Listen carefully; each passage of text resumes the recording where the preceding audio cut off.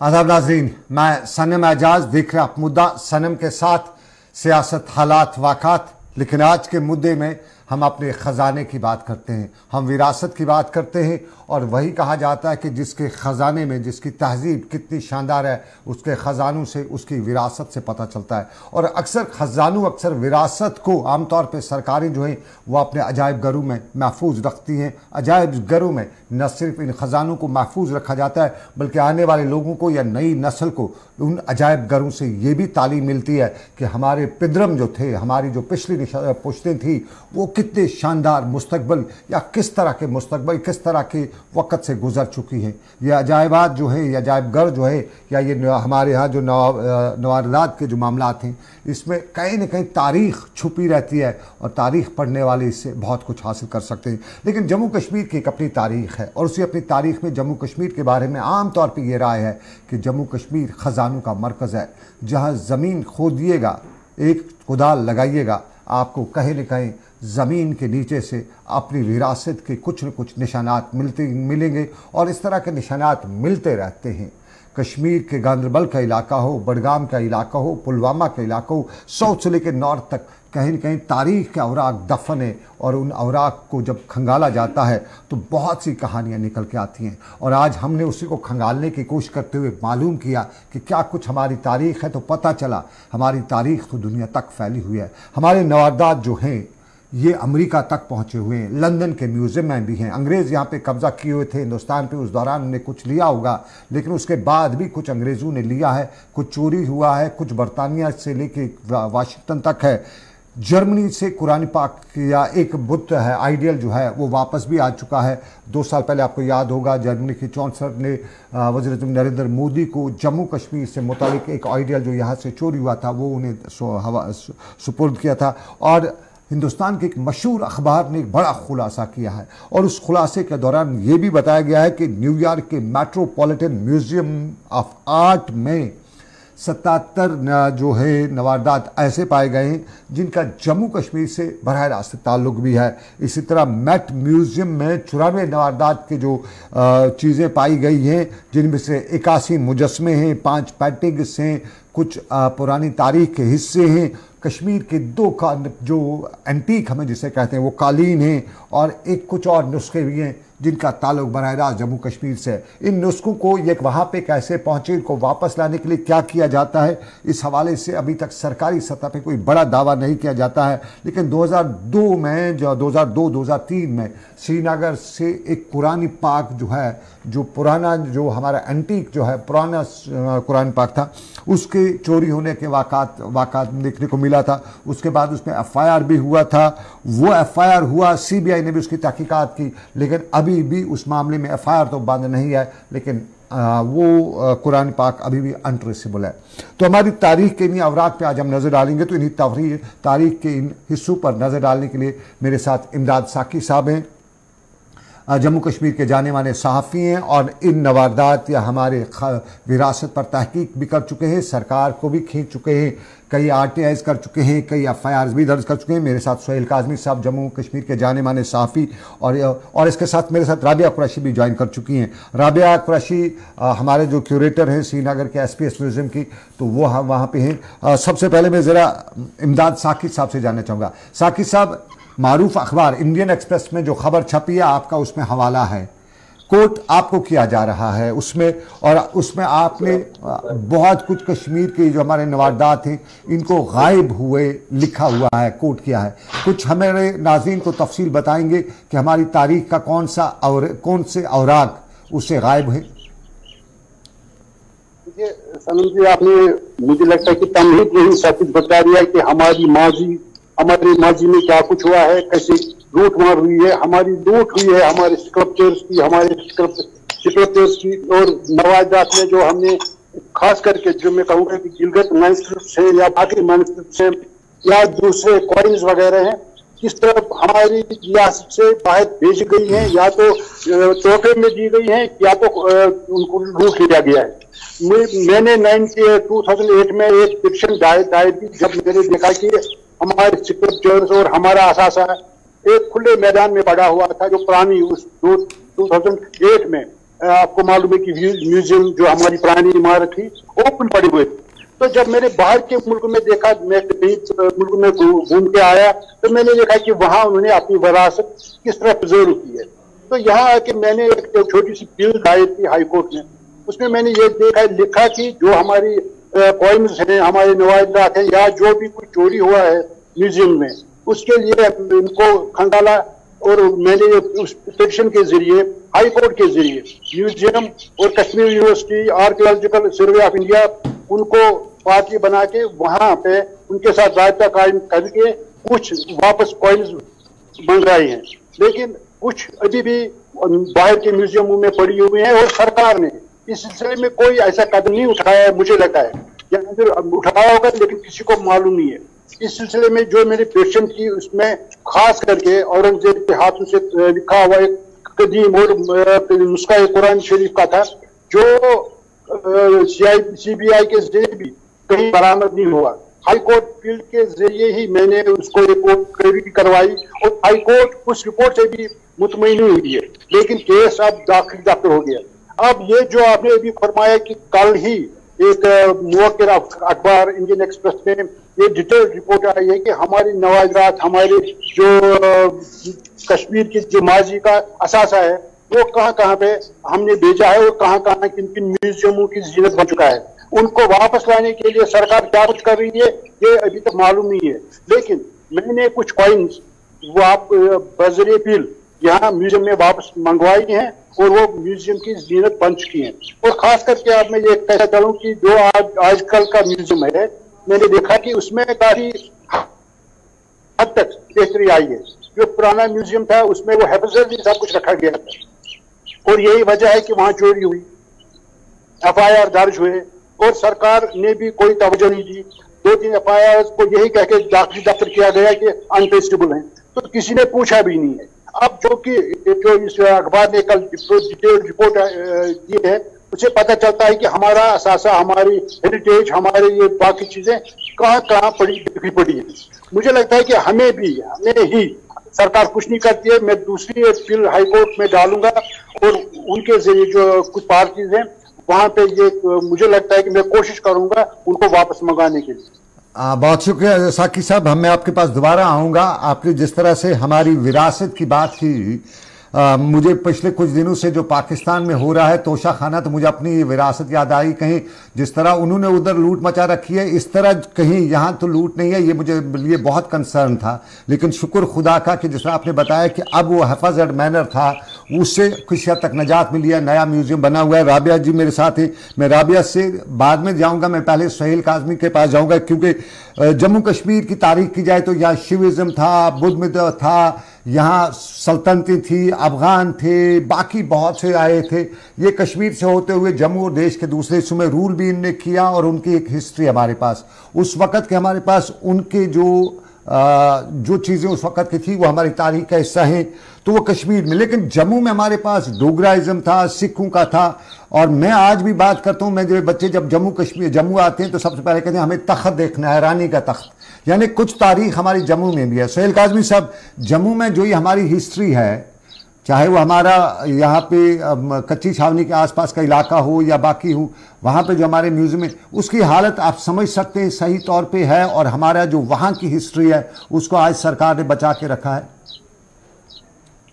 देखिए भाई, पहले तो बहुत बहुत शुक्रिया आपका कि आपने ये program in the interest of nation और in the interest of Jammu Kashmir रखा है, क्योंकि ये ऐसे टॉपिक्स को बड़े कम चैनल्स इस पे डिस्कस करते हैं। और इमदाद साकी साहब को मैं सलाम करता हूं कि वक्तन फवक्तन हर इंसान अपने प्रोफेशनल काम में इतना बिजी रहता है, मसरूफ रहता है, वो इन चीजों की तरफ ध्यान नहीं देता। और इमदाद साहब हमेशा, जहां तक मैं 30-35 साल से जानता हूं, ये अपने कल्चर के लिए, हेरिटेज के लिए कुछ ना कुछ करते रहते हैं कि वो प्रिजर्व रहे और हमारी हिस्टोरिकल बैकग्राउंड जो है वो हमारी आने वाली जनरेशंस को पता चले। तो बड़े कम लोग होते हैं ऐसे।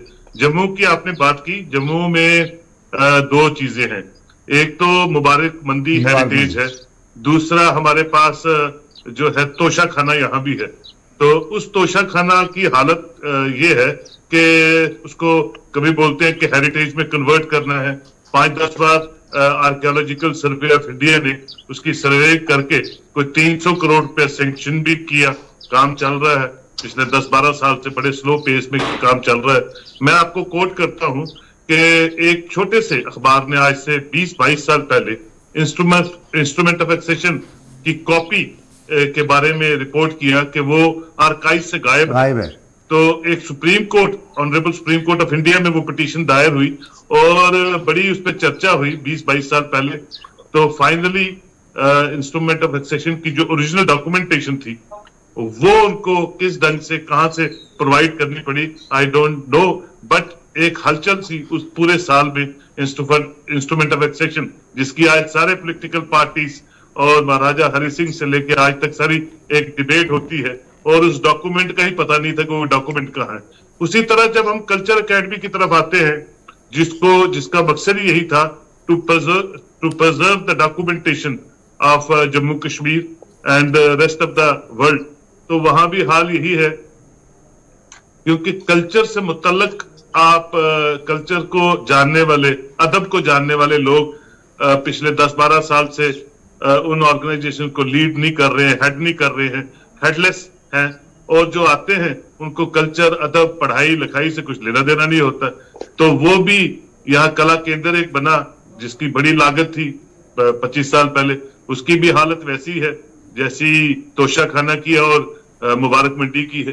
तो ये बड़ी चीजें हैं जो दिल को दहलाती हैं, क्योंकि किसी भी स्टेट का एसेंस उसके हिस्टोरिकल बैकग्राउंड से पता चलता है, और जब historical backgrounds Aahista Aahista fade होना शुरू हो जाए या चोरी होना शुरू हो जाए, तोशा खाना भी जो है, जो कहते हैं जो पहले ओल्ड कोर्ट्स होती थी मुबारक मंडी में, उसके नीचे जो उसकी जो जमीन से नीचे जो सतह हैं वहां वो तोशा खाना बनाए हुए थे। और आप वहां देखिए कि वहां से भी आधे से ज्यादा सामान जो बड़ा कीमती और बड़ा नायाब सामान है, चाहे वो गुलाब सिंह साहब के वक्त का था जिसकी तरफ इमदाद साहब ने इशारा किया, डिफरेंट रजीम्स में वो जो प्रिजर्व करते थे वो भी खुर्द फुर्द हो गया और आधे से ज्यादा चोरी हो गया।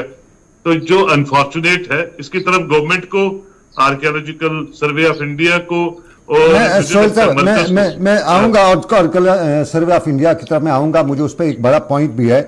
लेकिन मैं राबिया जी मेरे साथ हैं। राबिया जी, इमदाद साहब, चूंकि मैं आपको बताऊं, मैं म्यूजियम को इतना ही जानता हूं, जब हम बचपन में एसपी स्कूल जाया करते थे तो म्यूजियम के सामने से दरिया को पार करते थे, तो जब स्कूल बंद करते थे उस म्यूजियम के सामने, आपका म्यूजियम होता है जहां है, उसके सामने वो बड़ी कश्ती होती थी, उसमें आके वो हम छुप जाते थे, स्कूल बंद करने के लिए वो छुप जाते थे। वह हमारे पास वही टाइम होता था, उन दिनों वो एवेन्यूज नहीं थे, तो हमारे लिए वही इंटरटेनमेंट का जरिया था। लेकिन जिस तरह साकी साहब ने बताया कि आज हालत बदली हुई है, तब वो खस्ता होता था, आज हालत बदली हुई है, बहुत अच्छा इनने कहा। और आज भी शायद जम्मू कश्मीर के लोग नहीं जानते म्यूजियम की इफादियत, फौकियत, वरना म्यूजियम से तारीख पता चलती है, अपनी हिस्ट्री पता चलती है। मैं कहा हूं, मेरे बुजुर्ग कहा थे, क्या आज भी आपके यहाँ लोग आते हैं, कश्मीरी विजिटर आते हैं, आम लोग संडे वीकेंड पे स्टूडेंट आते हैं और समझने की कोई आपसे कोशिश करता है कि क्या थी हमारी तारीख? वालेकुम सर, आज भी जैसे पुराने जमाने में आते थे, जैसे बहुत पहले जब इनिशिएशन हुआ म्यूजियम का, आज भी शुक्र अल्हम्दुलिल्लाह 2019 के बाद यहाँ फुटफॉल बहुत रहा है। तो हम अपनी तरफ से बहुत कोशिश करते हैं एटलीस्ट जो यहाँ की यूथ है, जो यहाँ की जनता है, वो म्यूजियम आ जाए, अपने विरसे को जाने, अपने कल्चर को जाने, अपनी हिस्ट्री को जाने। बिकॉज हमारे पास आर्टिफैक्ट्स है जिससे हम खोज पड़ताल कर सकते कि हमारी रूट्स कहाँ पे है। बिकॉज जब तक आप रूट्स को नहीं पहचानेंगे तब तक आप अपने को नहीं पहचानेंगे, तब तक आप खुद को नहीं पहचान।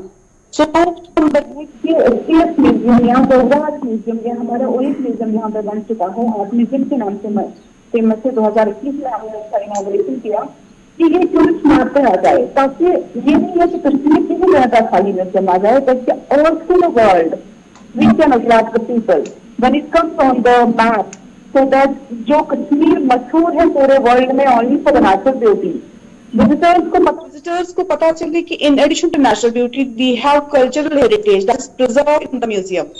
शुक्र अल्हम्दुलिल्लाह आज बहुत काफी विजिटर्स आते हैं, एटलीस्ट हमारे पास 1000 के करीब विजिटर्स अगर हम एवरेज में तो we receive 900 to 1000 visitors on daily basis. तो ऑल्दो दिस इज नॉट कि ये हाईएस्ट है, but it should be depends on promotion, if it gets promoted in a better way, तो होप सो कि हम ज्यादा से ज्यादा विजिटर्स को हम यहाँ रिसीव करें और फुटफॉल बढ़े।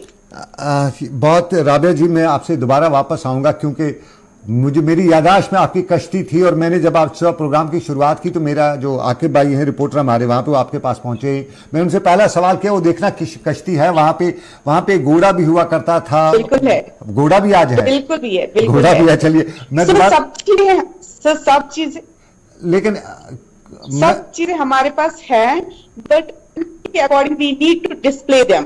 तो अभी जो कंसल्टेंट हमारे इस प्रोजेक्ट के लिए थे, they have put forward a display plan. As per that plan, we have to display the artifacts in the first gallery, that is open air gallery basically.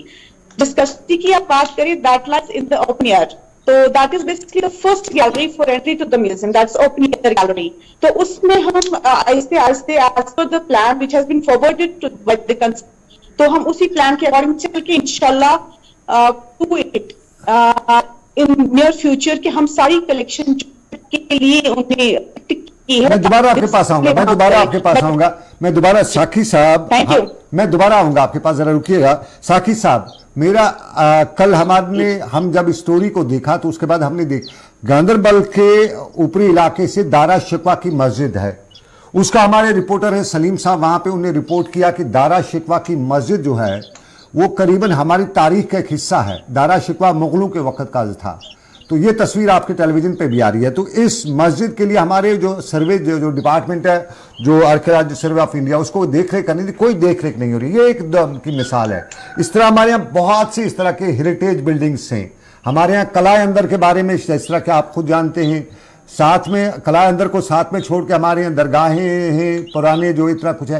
ये हमारे आर्कियोलॉजिकल सर्वे का महकमा कहीं एक्टिव है, कहीं नजर आता है। हम अगर नवादात को एक तरफ छोड़ के अभी पहले बात करें, जो हमें दूर से नजर आती है, उसकी बात करें। गुजारिश करूँ कि तोशखाना जो है वो एक ऐसा मसला है जो एक आसार कदीमा और तोशखाना, ये दो अलग अलग चीजें हैं। तोशखाना की लूट अलग है, उसमें कितनी लूट मची है, किन हुक्मरानों ने उस पर हाथ डाला है, वो अलग मसला है। उसके लिए एक अलग प्रोग्राम होना चाहिए। उसके लिए मेरे पास सारे डॉक्यूमेंट्स मौजूद है, ये वो तो अलग मसला है। लेकिन अलग बात जो हमारा ये वही कह रहा हूँ, आसार कदीमा जो है हमारे, खुदा ये शुक्र है अल्लाह का कि एक प्राइवेट ऑर्गेनाइजेशन है इंटेक के नाम से, उन्होंने काफी प्रिजर्व किया है हमारी जो यहाँ पे बिल्डिंग है पुरानी। और एक ऑर्गेनाइजेशन जो भी है, एक एनजीओ है, तो उनकी वजह से, या खास करके सोपोर में आपने देखा होगा कि एक मोहतरमा थी, अल्लाह उनको मग़फ़िरत करे, उन्होंने हमारे कल्ट जो हमारा माजी था उसको वहां दर्शाया और किस तरह से प्रिजर्व किया है। ये काम गवर्नमेंट का था, लेकिन उन्होंने प्राइवेट तौर पर किया है। फिर भी अल्लाह का शुक्र है कि एक महकमा अब सामने कुछ काम कर रहा है जो हमारी नजरों से गुजर रहा है। सिर्फ इसलिए कर रहा है कि लोग अब हम जैसे जो कोई बेकार ही समझो उनके पीछे पड़े हुए हैं, वरना वो भी सोए हुए हैं। जो हमारे ये आपने कहा कलाए अंदर, उस पर करोड़ों रुपया टूरिज्म वालों ने खर्च किया, लेकिन हाथ में छोड़ दिया, वो भी बिल्कुल खस्ता हालत में है। इसी तरह आपने जो जिक्र किया दाएं बाएं जो भी मुगल इमारतें थी या कुछ, अगर हम देखेंगे कि यहाँ पे हमारी मस्जिद है, पत्थर मस्जिद, उसके बाहर देखिए आपने कितने कितने ढाबे पड़े हुए हैं, छोटे छोटे दुकान है, उसकी इफादियत ही खत्म हो चुकी है। लेकिन देखने वाला कोई नहीं है। हाँ, डिपार्टमेंट है जिस तरह हमारा लावड़ा है, काम के लिए नहीं है, ये काम के लिए बहुत कम है, लेकिन कागजों में बहुत कुछ हो रहा है और टेलीविजन पे या चैनलों पे बहुत कुछ दिखाया जा रहा है, लेकिन अमल बहुत कम हो रही है। मैं सोहेल साहब, अगर हम कश्मीर की बात करें तो कश्मीर में हमारा जो है तारीख में हमारे मुगलों की विरासत है, वहाँ पे जो मुगलों की तरफ से है, उसके साथ साथ हमारे यहाँ ईरान का बहुत ज़्यादा इम्पैक्ट है और ईरानी कल्चर हमारे कश्मीर में है। लेकिन अब कश्मीर से जब जम्मू की तरफ आते हैं, मैं अगर वगैरह मुगल रोड आऊँ तो रास्ते में आपको एक दो जगहों पे कुछ सराय मिलेंगे जिनके बारे में कहा जाता है जहांगीर सराय। उनका हाल भी वही है। मैं एक बार 2 साल पहले वहाँ से गया था, तो मुझे वहाँ जब गया तो मुझे लगा कि वो अफसोस हुआ हमारे यहाँ मुगल सराय वहाँ पर देखते हुए कि तारीख में मैं देश के दूसरे हिस्सों में जब जहाँ जाता हूँ वहाँ छोटी सी बात हो जिसको मैं कुछ वैल्यू ना दूँ, लेकिन उसको उस तरीके से उन्हें संभाल रखा होता है कि लगता है कि कोई चीज़ है। और उसके बाद जब रजौरी जाते हैं आप, रजौरी से आपको ये बहुत सी चीज़ें मिलती हैं, चाहे चिंगस से लेके इस इलाके में, जम्मू में आपको अखनूर में मिलता है, ये बॉर्डर के एरियाज में मिलता है। क्या जम्मू प्रॉपर सिटी में भी ये सारे हमारे जो है तारीख हिस्से, क्या उन पे अभी हमारा कोई महकमा है जो पूरी तरह से नज़र रखी है? मुझे तो कुछ नज़र नहीं आया। मैं यही कहूँगा अफसोस के साथ, मुझे जिस तरह श्रीनगर में जो सूरत हाल है वो सालों भर वो काम छोटा छोटा करता रहता है, आर्कियोलॉजी डिपार्टमेंट उसने भी वो दूध देने वाली गाय बना रखा है इन महकमों को। ओवरऑल प्रैक्टिकली कुछ नजर नहीं आता। जम्मू में भी क्या यही हाल है? बिल्कुल सनम भाई, आप ठीक कहते हैं।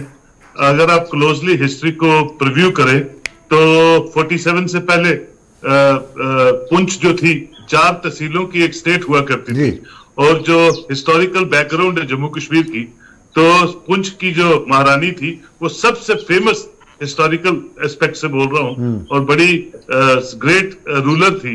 और जब 47 हुआ तो 3 तहसीलें बाग, पलंदरी और मरी वो उस तरफ चला गया एलओसी के, और एक डिस्ट्रिक्ट जो है जिसको हम पुंछ बोलते हैं वो यहाँ रह गया। और वहां की जो हिस्टोरिकल बैकग्राउंड है वो गीता महल, जो परी महल और गीता महल है और गीता भवन है, वो एक 2-3 बिल्डिंग्स हैं जो मुझे लगता है बिल्कुल अब गिर चुकी होंगी। अभी तक जब मैं लास्ट गया था तो गिरने की कंगार पे थी।